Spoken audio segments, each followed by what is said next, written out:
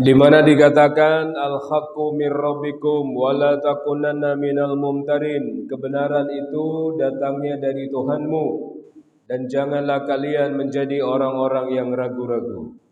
Pramila kedua panjenengan sami ma'asyiral muslimin harus terus-menerus saling mengingatkan dalam urusan kebenaran.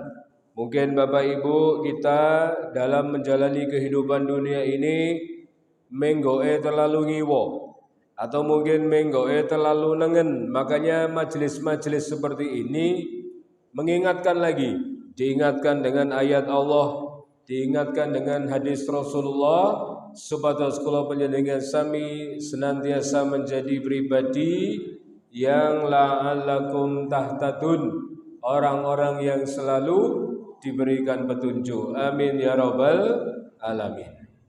Majelis seperti ini Bapak Ibu juga berfungsi untuk saling mengingatkan dalam urusan kesabaran.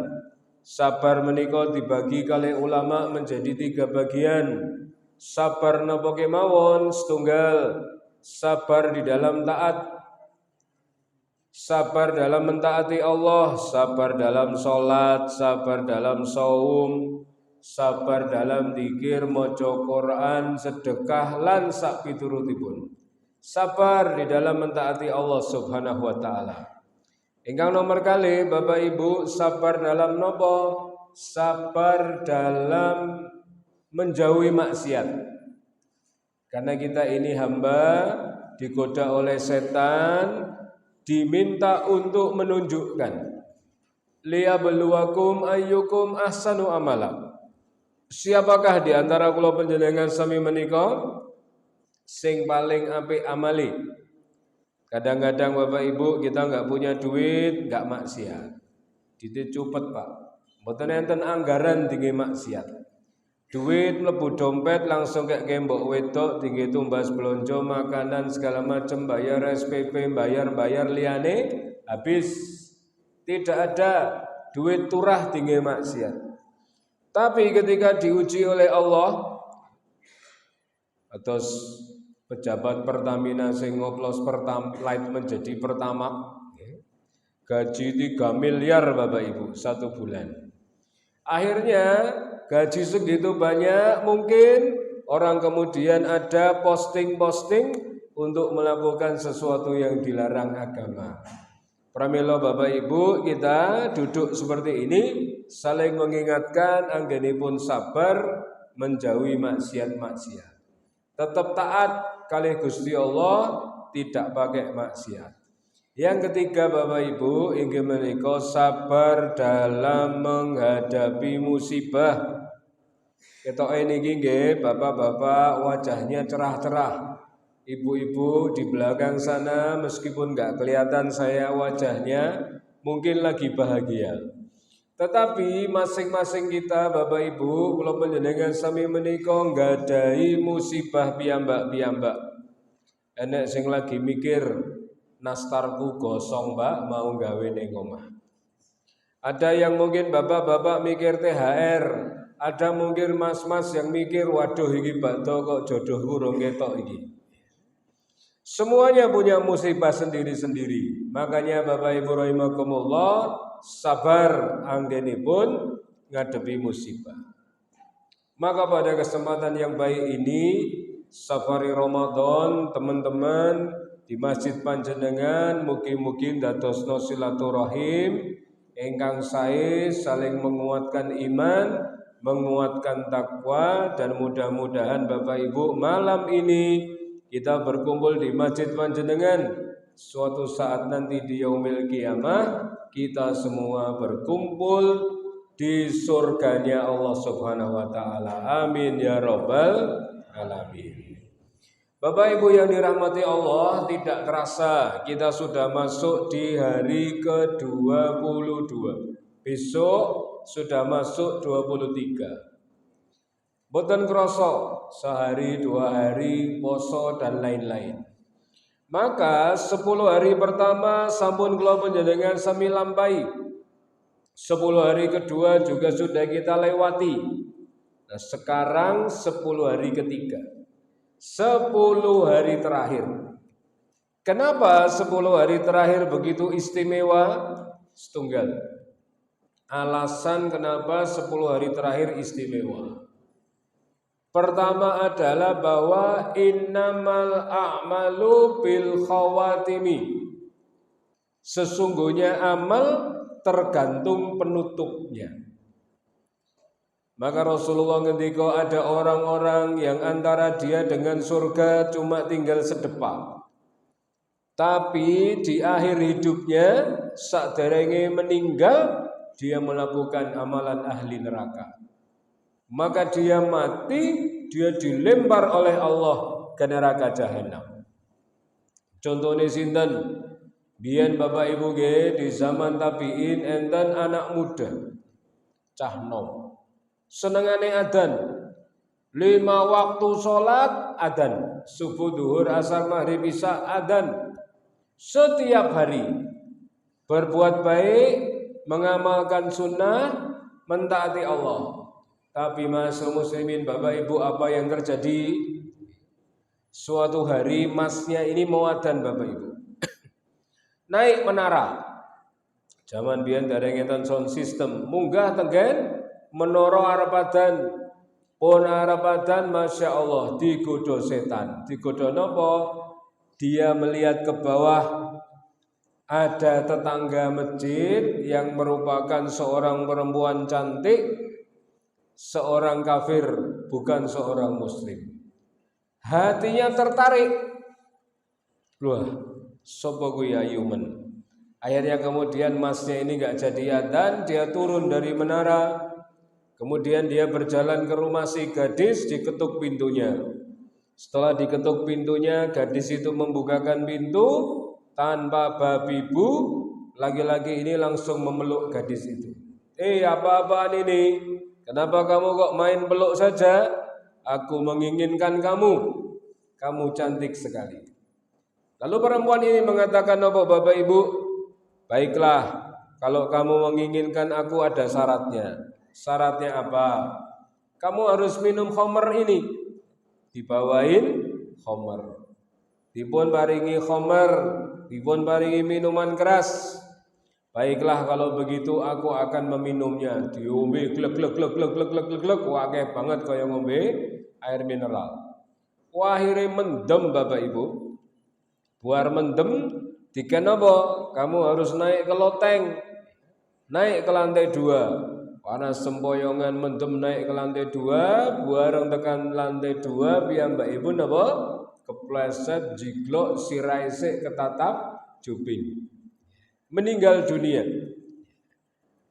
Orang yang selama ini baik, adzan terus ping 5 setiap harinya, berbuat baik, ibadah segala macam, menutup hidupnya dengan minum khamr, mendem dan mati. Ini contoh masa muslimin. Innamal a'malu bil khawatim. Sesungguhnya amal tergantung penutupnya. Wonten melih seorang prajurit Islam gagah, ganteng, melu perang, sudah beberapa perang dia ikuti. Sudah berapa musuh Islam dia bunuh. Hafal Quran, hafal hadis. Wis peng-pengan pokok men menika. Nggih, orangnya baik. Tapi napa masa muslimin? Dia melihat ada tawanan perang. Seorang wanita Romawi, rambutnya pirang. Pirang niku rambutnya emas Bapak Ibu nggih, warnane pirang. Wonten kados dengan teng mriki nek ibu-ibu niku rambutnya pirang-pirang, ya. Akeh maksudnya, nggih. Akhirnya apa? Tertarik. Hei wanita Romawi, aku tertarik sama kamu. Mau gak kamu menikah sama aku? Ya, Panglima ini bilang seperti itu. Apa jawaban wanita Romawi ini? Kula kersa nikah kali panjenengan ning syaratnya setunggal. Syaratnya apa? Panjenengan kedah murtad saking Islam. Mahari murtad saking Islam. Akhirnya Panglima yang hafal Quran, hafal hadis buahnya ini menyatakan diri keluar dari Islam hanya karena perempuan. Dan ternyata apa? Masyaallah muslimin, semua hafalan Qur'annya hilang, cuma tersisa 1 ayat yang dihafal, itu pun ayat tentang neraka jahanam. Na'udzubillahi min dzalik, tsumma na'udzubillah. Pramila Bapak Ibu, amal itu kata Nabi tergantung penutupnya. Ada orang antara dia dengan surga cuma tinggal sedepa, tapi dia mati dalam kondisi maksiat kepada Allah, dia dilemparkan ke neraka. Tapi ada orang antara dia dengan neraka cuma tinggal sedepa, kemudian dia menutup hidupnya dengan kebaikan-kebaikan, dia mati dimasukkan ke dalam surga. Contohnya sinten? Riyen enten bapak-bapak wis amale jelek menika kuwatah sanget Pak, yo mendem, yo main, yo zina, yo ngerampok, yo ngapusi wong, yo pokok men kathah. Dia sudah membunuh 99 orang. Lajeng piyambakipun pengen tobat, kepanggih kalih bapak-bapak dipun tangleti, Pak, kula menika pengen tobat menika Pak. Kinten-kinten pripun nggih Pak carane? Nah, bapak ini ku tanglet. Lah kuwi dosa apa to Mas kok arep tobat? Kula niku pun mejahi tiyang 99 Pak. Bapake kaget. Ya, wah, mateni wong siji kuwi dosane luwih gedhe timbangane hancurnya alam semesta lho Mas. Lah kowe mateni 99 wis kowe ora bakal diampuni Mas.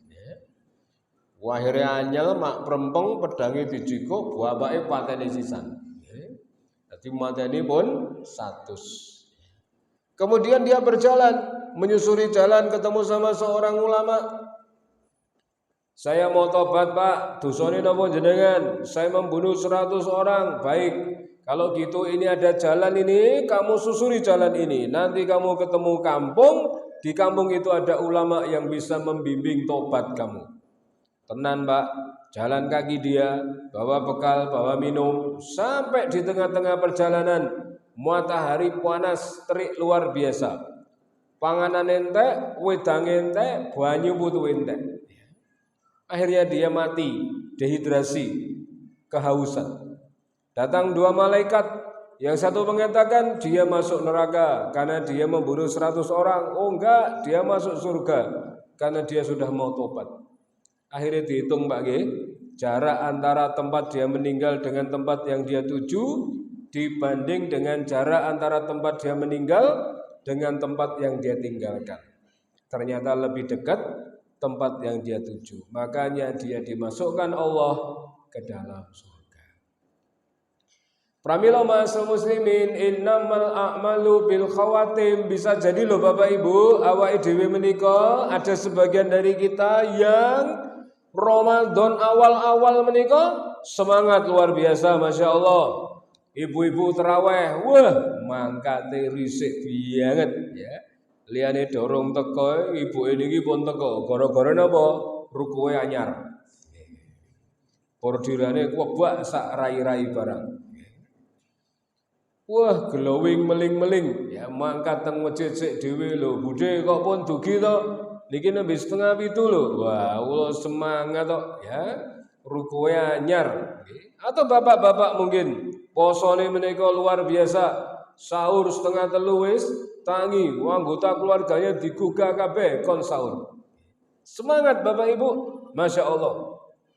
Tapi masuk muslimin ketika masuk 10 hari terakhir lah kok loyo. Energine pun telas. Terawih menika mengalami kemajuan. Sofi sudah mulai maju. Ibu-ibu wis sibuk dengan lodong sak isi-isine. Wis mulai bingung tuku monde, tuku kongguan. Tapi nggih enten sing ning omah ketoke bleke kongguan bae jerone rengginan. Nggih. Tiwas buato mbukake mempeng wangel ya. Rengginan sik mending Pak, buka jerone karak. Nggih. Pramila ma'asal muslimin, 10 hari terakhir malah lemes, masuk angin, niki lagi musim flu Singapura, dijaga kesehatannya Bapak Ibu. Usahakan kalau panjenengan sampun sepuh, kalau minum buka ya jangan es, yang hangat dulu. Dokter Tirta mengatakan lambung ini kosong Pak 14 jam.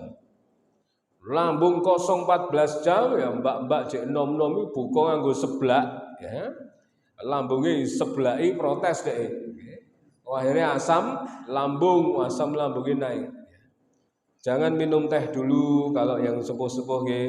Ojo langsung ngopi, waget lambungin jenengan. Wah, iki sing di lambungin ngawur tenan iki. Nggih. Cek. Mati, Pak. Coba niku. Cek. Mati.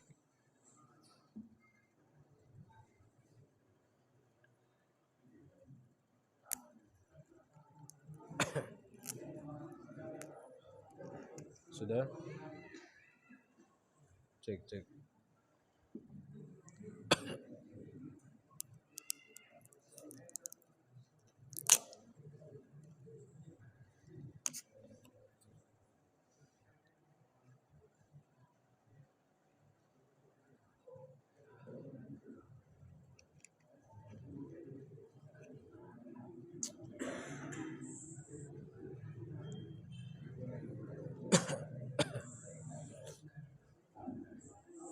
Cek 1. Nah, ngobrol lambung mati nih Pak.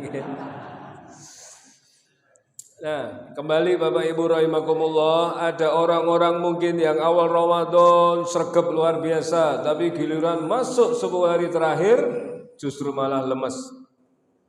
Atau sebaliknya, kalau panjenengan sami termasuk yang awal-awal Ramadan cek rodok lemes-lemes.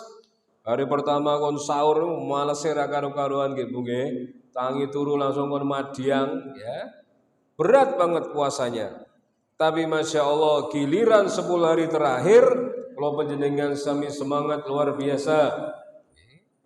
Nyari masjid-masjid yang ada iktikafnya, mengisi malam-malam dengan sholat dan baca Quran, Masya Allah. Maka innamal a'malu bil khawatim, sesungguhnya amal tergantung penutupnya. Pramila monggo Bapak Ibu, 10 hari terakhir ini kita betul-betul tingkatkan kualitas ibadah kita sekuat yang kita bisa. Makanya Bapak Ibu, Allah membagi rezeki sebagaimana Allah membagi amal. Rezeki ini kula panjenengan sami benten-benten. Enek sing dikei Gusti Allah mobil, tapi ada yang cukup dikasih motor, ada yang cukup dikasih sepeda, belum sampai sepeda motor. Beda-beda Bapak Ibu. Demikian juga amal-amal yang kita kerjakan. Onten panjenengan ingkang semangat sholat malam, Masya Allah. Sholat malam tengah lamin menika kurang suwe, 11 rakaat wah kurang suwe aku. Enek bora masjid sing luwih suwe. Ayo deh tak jak neng ndi? Neng Temboro, Magetan. Teng mriku enten salat nek jenengan ngersake suwe, salat mulaine jam 8 bengi, rampunge jam 3 esuk. 1 malam 30 juz Bapak Ibu. Pun niku gari nari dengkule jenengan. Terawih ora sangu mukena karo sajadah tapi sangune fresker, minyak kapak, remason ya, dikompliti mawon. Mungkin ada di antara kita itu yang kalau sholat, Masya Allah bagus, khusyuk, lama, seneng dengan sholat. Seperti sahabat Ali bin Abi Thalib, ketika beliau kena panah di punggungnya, cabutlah panah ini hanya ketika aku sholat. Pada saat beliau sholat, panah itu dicabut, beliau tidak merasakan apa-apa, saking khusyuknya beliau sholat. Masya Allah. Awake dhewe pripun, Pak? Ojo meneh panah ya. Cokot jingklong wis ramene ra karo-karuan nggih. Wah, cepak-cepok nggih. Pramila masyaallah muslimin monggo panjenengan yang diberikan oleh Allah rezeki senengane salat silakan. 2 rakaat salam, 2 rakaat salam, 2 rakaat salam. Man qama ramadhana imanan wa ihtisaban ghufira lahu ma taqaddama min dzambi. Tapi mungkin Bapak Ibu ada di antara kita ini yang tidak begitu bagus di sholat. Angger sholat ora tau khusyuk. Ibu-ibu arep buka, tuku kakap goreng, guwedine kok. Wis bayange buka nganggo kakap tak cocoli suambel nganggo lalapan, weh mesti suweger. Akhirnya jenengan bungkus kakap loro ditokok teng dhuwur meja. Karo ngenteni adzan wis nganggo mukena wis wudu. Kemudian masjid alaminatan Allahu Akbar, alhamdulillah. Batal gesek, jikuk kurma telu, ngombe wedang putih, rambung, salat. Salat KKP ning dhuwur meja. Allahu Akbar. Lawange niku lalilan ora ditutup Bapak Ibu. Wah, kucinge tanggane meong. Wah, iki ya. Jenengan salat karo nglirik kucing. Allahumma ba'id bain. Wah, kucing iki ya kan. Khusuk napa mboten Bapak Ibu? Mboten. Wah, akhire jenengan rukuk. Allahu Akbar. Wah, kucinge samsaya mara nyedaki kakap. Mencolot ning meja sisan. Wah, jenengan deg-degan. Iki nek aku salat kakapku ilang. Nek aku ora salat engko dosa. Nggih. Akhirnya jenengan mikir, piye carane salatku tetep sampai salam ning kucinge mencelat. Ya, mati meneh. Enten apa niki, Pak? Cek. Bagaimana caranya salatnya tetap tapi kakapnya tidak hilang. Akhirnya posisi jenengan ruko, lagi ruko mikir, wah akhirnya iktidal. Sami Allah liman hamidah. Ya. Kucingin jerandal, nggih. Salate ning tetep jalan, nggih. Kita mungkin, Mbak, aja meneh salat suwe, salat sedelok wae awake dhewe mboten khusuk kok, nggih. Jenengan salat ning burine imam, imame nggawa putune salat. Putune dijak salat itu ora gelem salat malah dolanan kabel, nggih. Setrume copot lebokke. Wah, jenengan salat ning burine imam iki deg-degan. Wah, iki nek putune kesetrum masjidku viral, ya. Susah, Pak.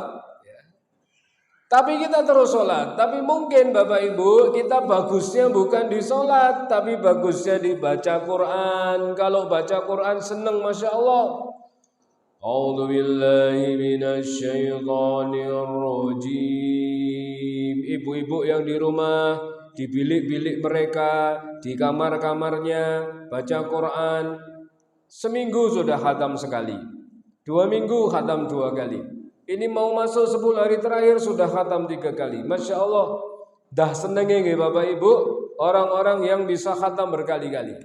Imam Syafi'i Bapak Ibu. Selama 1 bulan Ramadan bisa khatam 60 kali. Berarti 1 hari beliau khatam 2 kali. Cek. Napa Pak? Mboten ki atau Pak? Oke. Niku saged dilongi.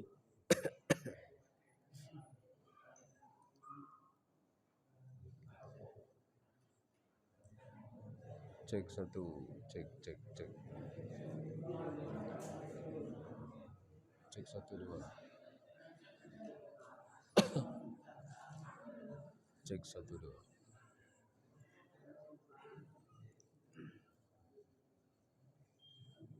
Cek 1. Nggih. AC-ne nyala napa mboten iki? Mboten. Nyala. Nggih, jenengan AC-ne 3 mungkin nggih dayane tinggi nggih. Nggih, Bapak Ibu rahimakumullah, kita lanjutkan lagi. Pokoknya niki pengajiane sing sabar nggih, Pak, kathah iklane. Nggih. Iklan listrik. Makanya oleh karena itu Bapak Ibu, coba cari panjenengan kula panjenengan sami cari amal-amal andalan apa yang bisa kita polke.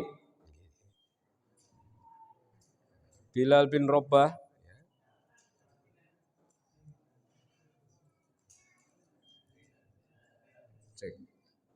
Bilal bin Rabah pernah suatu ketika Rasulullah pulang Isra Mi'raj ditanya, "Wahai Bilal, amal kamu apa? Kok kamu masih hidup tapi serandal kamu kok sudah terdengar di surga?"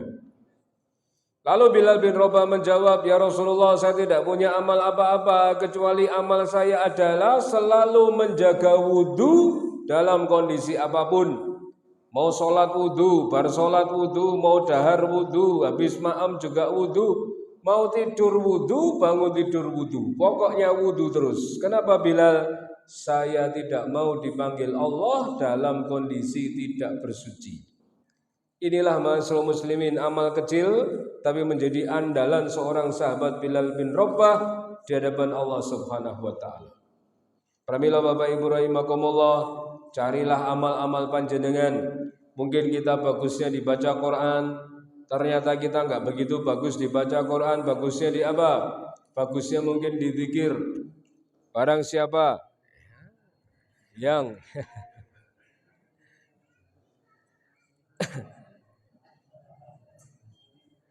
berarti kudu enten sing teng jero mriku niku nggih, siap-siap mati uripke meleh, mati uripke meleh nggih. Barang siapa yang kemudian membaca Sayyidul Istighfar nggih, Allahumma anta rabbi la ilaha illa anta khalaqtani.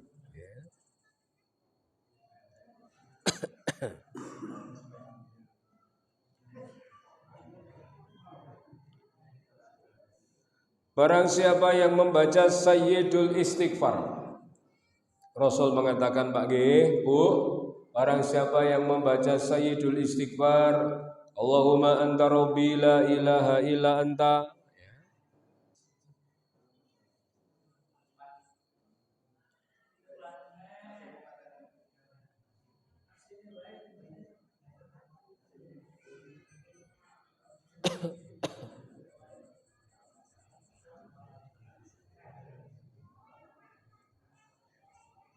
Kula bali melih Bapak Ibu, Rasul mengatakan jika seseorang hamba membaca Sayyidul Istighfar,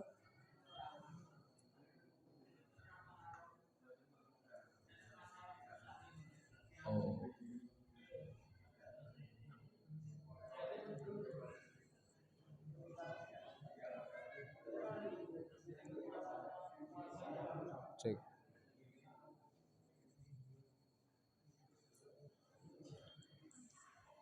Mungkin part sound systemnya mungkin Pak yang bikin apa konslet.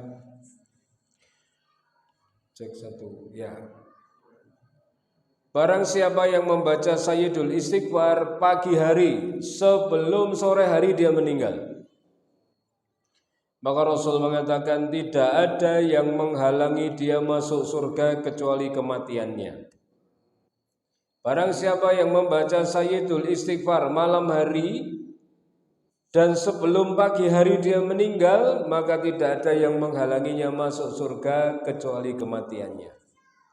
Pramila nanti biarlah anak-anak muda ini nyarikan panjenengan nggih Sayyidul Istighfar, nek perlu diparingi kertas, ditomke jamaah, templeke teng kamar, setiap mau tidur dibaca Bapak Ibu.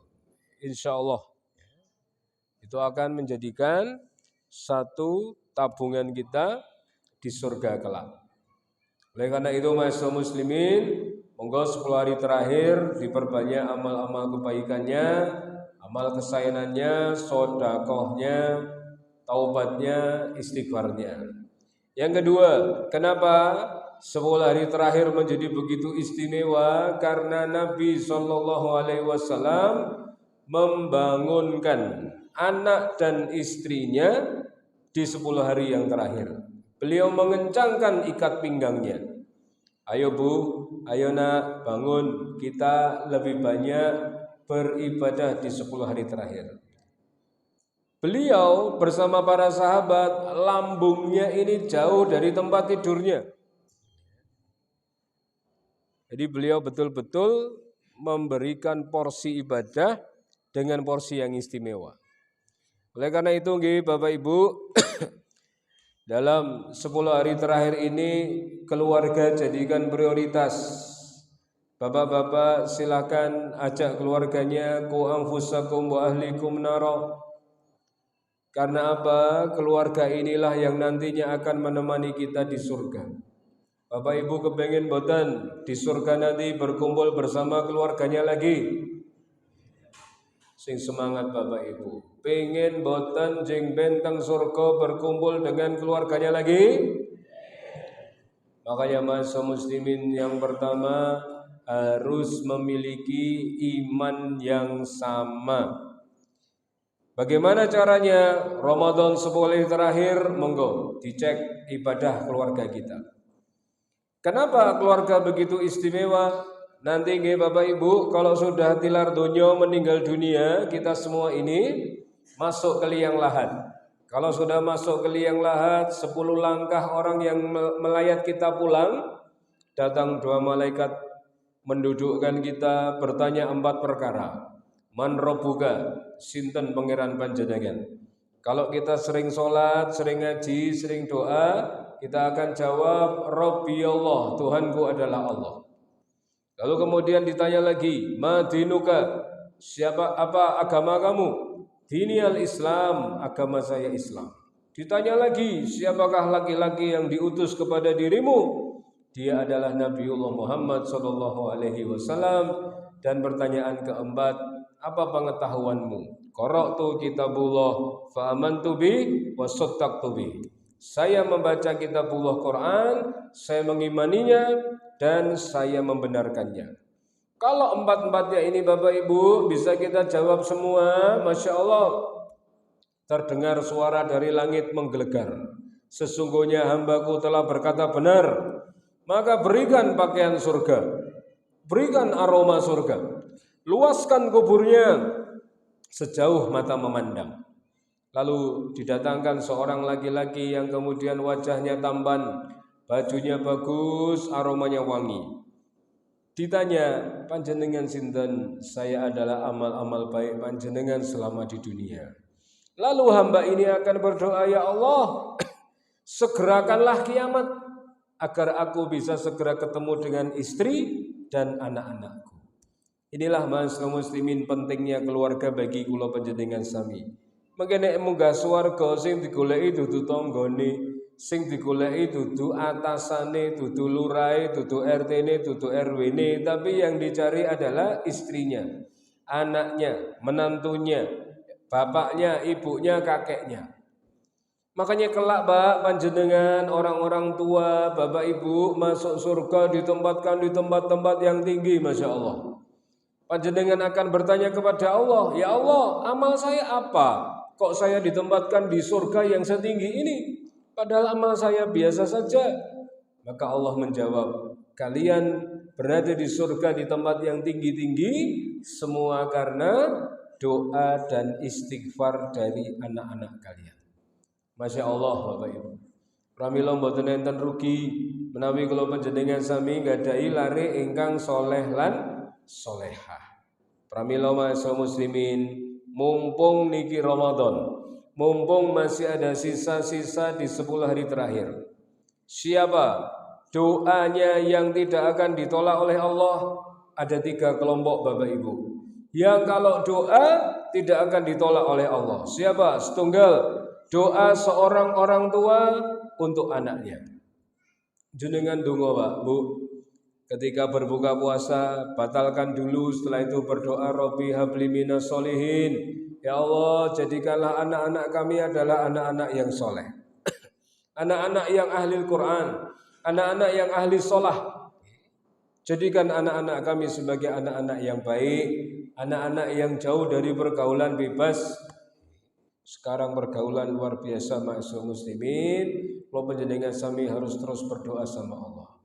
Terus doanya kapan lagi Bapak Ibu? Pada saat panjenengan sahur jam 3, itu waktu penuh keberkahan.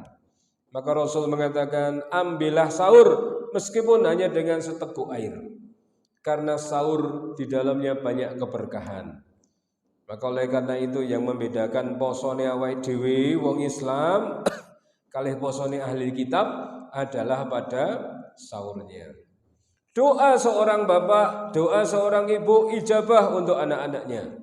Pernah suatu ketika Bapak Ibu, ada seorang masyayikh, ada seorang syekh di Masjid Nabawi sedang taklim seperti ini. Tiba-tiba ada jamaahnya ngendika, "Syekh, di antara kami ini ada Pak Tentara." "Oh, mana Pak tentaranya?" "Pak tentaranya ngacung, saya Syekh, saya tentara." "Tugasnya di mana Pak Tentara?" "Saya tugasnya di Masjidil Haram, di bagian yang bergelantungan di Ka'bah, yang ngatur orang-orang yang mau cium Hajar Aswad." Ada cerita apa selama panjenengan bertugas? Sudah berapa lama panjenengan bertugas? Saya bertugas 25 tahun. Ada cerita apa yang panjenengan bisa bagi untuk kita semua? Suatu hari ada seorang laki-laki Tunisia, kulitnya hitam, pakai baju ihram putih-putih. Dia berada di depan Hajar Aswad, tangannya itu diangkat, ya, berdoa kepada Allah, ya Allah, adikku sudah punya anak, kakakku sudah punya anak, tetangga-tetanggaku sudah punya anak, aku tok ya Allah sama istri yang belum dikasih anak. Ya Allah, di tempat ini, di depan Hajar Aswad, di depan Ka'bah, saya mohon ya Allah, berikan saya anak ya Allah. Kemudian orang ini pergi. Setelah itu apa yang terjadi Bapak Ibu? 15 tahun setelah kejadian itu, bapak ini datang lagi ke Masjidil Haram. Di tempat yang sama, di depan Hajar Aswad, tapi doanya beda. Dia doa apa? Ya Allah, sekarang saya hadir lagi ya Allah, di depan Hajar Aswad, di depan Ka'bah. Saya berdoa, tolong ya Allah, cabut nyawa anak saya ya Allah. Akhirnya ketika mendengar doa itu, Pak tentara langsung meloncat dari tempatnya. Bapak Tunisia ini cekel lengannya, ditarik keluar dari pusaran tawaf. Kemudian di sudut Masjidil Haram ditanya, Pak jenengan wau ndonga napa? Saya minta anak saya dicabut nyawanya saja. Lu kenapa? Bukankah Bapak 15 tahun yang lalu berdoa minta anak? Lalu setelah dikasih anak kok minta anaknya dicabut nyawanya? Kenapa? Anak saya enggak taat sama Allah, enggak mau sholat, enggak mau berbakti sama orang tua. Di sini maksiat, durhaka, main HP, wis.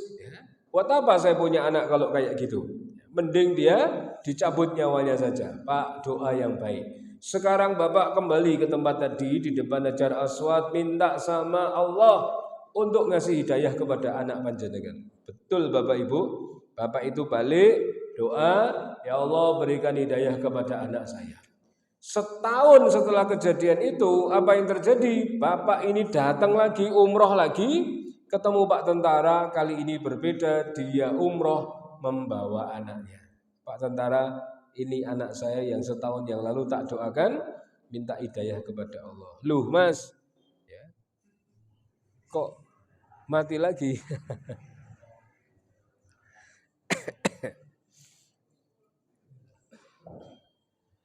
Loh mas, kok kamu bisa ikut bapakmu umroh? Gimana ceritanya?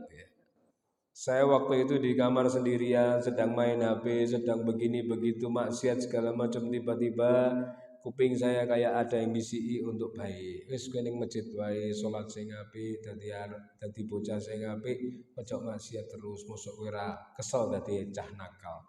Ini Bapak Ibu, doa orang tua tembus kepada Allah, diijabah oleh Allah Subhanahu wa taala. Pramila ampun putus asa dari rahmatnya Allah. Kalau hari ini kita diuji dengan anak-anak, Masya Allah, namanya anak Bu semakin besar semakin susah dikendalikan. Kita minta pertolongan kepada Allah. Yang kedua, doa siapa yang tidak akan ditolak Bapak Ibu? Doanya orang yang sedang berpuasa. Pramila monggo panjenengan ingkang gadhahi kebutuhan, keperluan, minta sama Allah di bulan Ramadan ini. Pasti dikabulkan. Cuma masalahnya kita nggak tahu dikabulkan kapan. Kemarin saya ke Lamongan Bapak Ibu, isi pengajian di sana ketemu sama seorang ustadz muda. Dia cerita, Ustadz, Ramadan tahun kemarin saya ditanya istri saya, Bi, awake dhewe Ramadan iki ndonga apa? Ndonga njaluk mobil. Sama Allah. Kita kompak saja Mi, suami istri doa minta mobil setiap hari sama Allah. Minta yang detail, ya Allah saya minta mobil yang barisnya 3 ya Allah. Anak saya banyak ya Allah. Ya. Akhirnya apa Bapak Ibu? Doa dari hari pertama sampai hari terakhir, tanggal 1 Syawal mobil belum nampak. Akhirnya kemudian mereka tetap berharap. Pas halal bihalal pertemuan keluarga, datang omnya dari Sidoarjo bawa mobil. Tiba-tiba nggak ada angin, nggak ada hujan, tanya sama ustadz ini, kamu ada rencana beli mobil nggak? Ada om. Ya wis kalau kamu ada rencana beli mobilku kayak beli enai. Ya, lah kenapa Om? Wah itu beli mobil baru tak pakai 2 kali. Ya, ketoke mobil Suloyo ya ono sing nunggu gitu ya. Jawa Timur biasa Pak ya gitu-gitu. Akhirnya apa? Dari showroom ke rumah nabrak pager. Ya, dari Sidoarjo ke Lamongan ono masalah. Wis iku wae tukunan mobilku. Ya. Kemudian orang ini bilang, "Berapa Om harganya?" 150 kali ya 3 baris. Ya, sesuai dengan yang didoakan. Kemudian, wah saya 150 juta nggak punya Om duit segitu. Kamu punya uang berapa? 20 juta. Ya wis 20 juta nih gon rene iku gawenen mobile cicilan sampai lunas. Allahu Akbar, Bapak Ibu, ya. Ada orang-orang yang kemudian langsung dibayar kontan sama Allah Subhanahu wa taala, doanya selama Ramadan langsung cash dibayar sama Allah. Tapi nggih kabeh mboten niku, ya. Karena dunia ya tidak seindah sinetron Indosiar. Nggih. Bar dionek-onekke terus sugih ya. Enggak ada, ya. Ya pasti mungkin di antara kita ada yang protes, "Loh Ustadz, saya buktinya Ramadan kemarin doa sampai sekarang belum dikabulkan Allah." Nah, sebentar Bapak Ibu. Ya. Ustadz tadi Hidayat menjawab ketika ada jamaah yang bertanya kayak gitu, "Ustadz, Ramadan kemarin saya minta jodoh, ini Ramadan tahun berikutnya saya belum dapat jodoh, gimana katanya dikabulkan?" Ustadz tadi Hidayat menjawab, "Mbak, pertama, kenapa doa kita belum dikabulkan? Karena Allah melihat kita belum siap untuk menerimanya. Boleh jadi awake dhewe njaluk mobil ora dikeki. Karena modelnya awake dhewe lagi numpak Supra kemangkine ra karo-karuan. Nggih. Apa melih mengkeki mobil? Wah, kur ngebal-ngebel wae, nggih. Kon minggir kabeh, nggih. Kita minta istri kok nggak dikasih-kasih. Boleh jadi hari ini kita ngurus diri sendiri aja belum bisa, apalagi ngurus anaknya orang. Makanya itu pertama. Yang kedua, kenapa doa kita belum dikabulkan oleh Allah? Karena Allah pengen kita minta terus ya, agar kita dapat pahala lebih banyak. Doa itu Bapak Ibu minta terus kayak orang naik sepeda itu harus terus dikayuh supaya apa? Supaya sepeda ini berjalan terus. Maka doa itu kemungkinannya 3. 1, dikabulkan sesuai yang diminta. Dengan jaluk nopo langsung diparingi sesuai dengan yang jenengan inginkan. Ya Allah, dengkul kula ya Allah, ya. Ya Allah, dengkul kula niki ya Allah, ya. Kula nggih salat kok klutak ya Allah, ya. Mang paringi sembuh ya Allah. Wih, mari Bapak Ibu, Masya Allah, sesuai dengan yang panjenengan kersaki.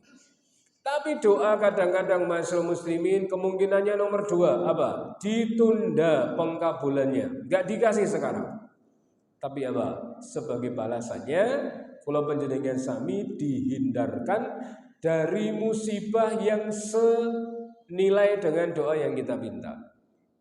Contohnya hari ini teman-teman kita dapat musibah PHK Sritek 10.500 karyawan. Alhamdulillah kita hari ini masih bisa bekerja Pak.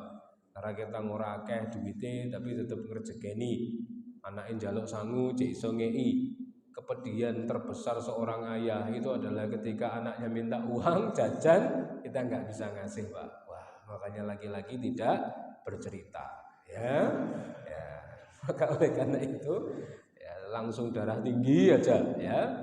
Maka oleh karena itu Bapak Ibu, yang ketiga doa-doa kita Bapak Ibu nopo disimpan Allah di akhirat. Dan ketika nanti kita membutuhkan pahala amal soleh, doa itu diberikan dalam bentuk pahala amal kebaikan. Nopo ora penak untuk menika. Makanya mintalah kepada Allah meskipun pada urusan-urusan yang sepele. Ya. Pokoknya niki Pak, Ramadan banyak-banyak berdoa. Basahi mulut kita ini dengan berdoa. Jangan lupakan doa. Kemudian yang ketiga, doa siapa yang tidak akan ditolak Allah oleh Allah? Inggih menika doanya orang-orang yang safar. Doanya orang yang bepergian, panjenengan yang siap-siap mudik, nanti perjalanan mungkin nggih wonten sing mudik teng luar kota. Kados kula niki Pak, kula niki Jawa Tengah. Kula asli Kampung Sewu Solo, Jawa Tengah pinggir Lepen, Bengawan Solo. Sekarang tinggal di Palur. Istri saya itu asli saya Jawa Timur. Saya Jawa Tengah, istri Jawa Timur. Makanya anak-anak saya itu Timur Tengah Bapak Ibu. Wajahe Jawa ning Timur Tengah. Maka kalau kita lebaran ya mudik ya. Lewat tol nanti 3 jam 4 jam. Ya namanya mudik, perjalanan pasti separuh dari adab. Ya, namanya perjalanan itu separuh dari adab. Safar. Apa mulai Pak jenengan menawi gadah istri mabukan, nggih. Mbak opo Pak? Numpak mobil lho. Wah, aku mabuk Pak. Ya wis sangu kono ngantimu, nggih. Wis nggo kresek. Kula nate Pak diundang teng Kalimantan Timur daerah Samarinda. Samarinda itu belum ada bandaranya. Jadi kalau kita turun harus di Balikpapan. Balikpapan Samarinda itu sekitar 5 jam. Melewati bukit namanya Bukit Soeharto. Karena dulu Pak Harto menamakan bukit itu dengan nama dirinya. Nah, kita naik mobil Pak dari Balikpapan ke Samarinda. Panitia itu ada yang mabukan Bapak Ibu ya. Durung lebu mobil wis alah durung mlebu lho Mas ya. Durung mlebu ya. Lagi arep mlebu wis arep muntah. Napa mulai mlebu? Akhirnya napa? Biar dia tidak mabuk, dia itu di dalam mobil pakai helm Bapak Ibu. Lah ngapa Mas nganggo helm? Biar seperti naik motor Ustaz ya. Saya pikir juga sudah selesai. Di dalam mobil pakai helm. Ternyata enggak. Ketika mobilnya jalan, kepala dia harus keluar ya. Jadi naik mobil kepalanya yang jopo gitu terus nganggo helm. Ini alhamdulillah ora mabuk ya. Nah ngoten ora separo adab pripun ya. Oleh karena itu ma'asyiral muslimin rahimakumullah, monggo Bapak Ibu 10 hari yang terakhir ini Masya Allah kesempatan untuk mendapatkan itqum minanar, dijauhkan dari neraka, dibebaskan dari dosa-dosa dan kesalahan-kesalahan kita. Maka jangan lewatkan kesempatan yang baik ini. Perbanyak istighfar, astaghfirullahaladzim, astaghfirullahaladzim, astaghfirullahaladzim. Orang kalau banyak istighfar, Bapak Ibu, kelebihannya apa? Imam Ahmad bin Hambal pernah satu ketika datang ke sebuah kampung, mungkin temriki nggih, terus kemudian masuk ke masjid mau sholat. Selesai sholat, beliau mau tidur di sini, di serambinya atau mungkin di masjidnya. Enggak boleh sama yang jaga. Pak, enggak boleh tidur sini Pak, keluar. Cari penginapan Pak, jangan tidur di masjid. Wah, akhirnya beliau keluar. Nah, pas beliau keluar, kepanggil kali warga. Warga menikah seorang bapak penjual roti. Bapak, tadi tindak pundi, mau cari penginapan Pak. Saya tadi mau tidur masjid, enggak boleh. Oh, enggak usah cari penginapan. Monggo tidur di rumah saya saja. Ada kamar kosong. Silahkan dipakai, enggak usah bayar. Wah, kelerasan matur nuwun sangat. Akhirnya Imam Ahmad masuk. Kemudian mau tidur, siap-siap tidur, melihat bapak ini Pak, ya, bikin roti Pak. Sedang ngadon adonan roti, buandumi siapke, buanyune siapke, gulone siapke. Setiap kali dia mengaduk adonan, mulutnya ini enggak berhenti dari istighfar. Astaghfirullahaladzim, astaghfirullahaladzim, astaghfirullahaladzim, astaghfirullahaladzim. Lah melihat pemandangan ini Imam Ahmad kemudian tertarik mendatangi bapak ini kemudian bertanya, Pak ngapunten nggih, jenengan kayak gini istighfar terus seperti ini sejak kapan? Sejak usia saya 25 tahun. Sekarang usia saya sudah 75 tahun. 50 tahun saya ngaduk-ngaduk roti ini sambil istighfar. Terus apa yang terjadi pada hidupan jenengan? Masya Allah Pak, setelah saya terus istighfar kayak gini, hampir semua doa saya dikabulkan Allah. Kecuali satu saja, sampai sekarang belum dikabulkan Allah. Imam Ahmad penasaran, apa Pak doa panjenengan yang dikabulkan Allah? Yang belum dikabulkan Allah. Saya berdoa, ya Allah, pertemukan saya dengan seorang ulama bernama Imam Ahmad bin Hambal. Sampai malam ini belum dikabulkan oleh Allah. Imam Ahmad nangis Bapak Ibu. Astagfirullahaladzim. Pak, tahu nggak Pak? Saya dari rumah pergi ke kampung jenengan itu nggak ada misi apa-apa. Orang pengen dagang, orang pengen ngisi pengajian, orang pengen taklim dan lain sebagainya. Tapi hati kula ini kok pengen merigi. Akhirnya kula teng kampung jenengan, kula sholat teng masjid jenengan, kula tilem teng omahe jenengan. Ternyata ini adalah caranya Allah untuk mengabulkan doa panjenengan. Sayalah Imam Ahmad bin Hambal. Ini loh Bapak Ibu rahimakumullah. Orang kalau sering istighfar, Masya Allah, dia akan dimudahkan hidupnya, dimudahkan urusannya, diberikan rezeki dari arah yang tidak disangka-sangka. Pramila Bapak Ibu, kalau hari ini usia kita, hidup kita kok banyak masalahnya, banyak ujiannya, bisa jadi kita kurang istighfarnya. Masuk istighfar nggak tak ngenteni angop. Bisa ampun lho Pak. Ibu-ibu lho istighfar nggak tak ngenteni lali. Astagfirullah ya, kuncine tak dokok ngendi mau. Maka istighfar ini masuk muslimin adalah merupakan bagian dari kebiasaan yang baik. 10 hari terakhir mari kita isi dengan kebaikan-kebaikan.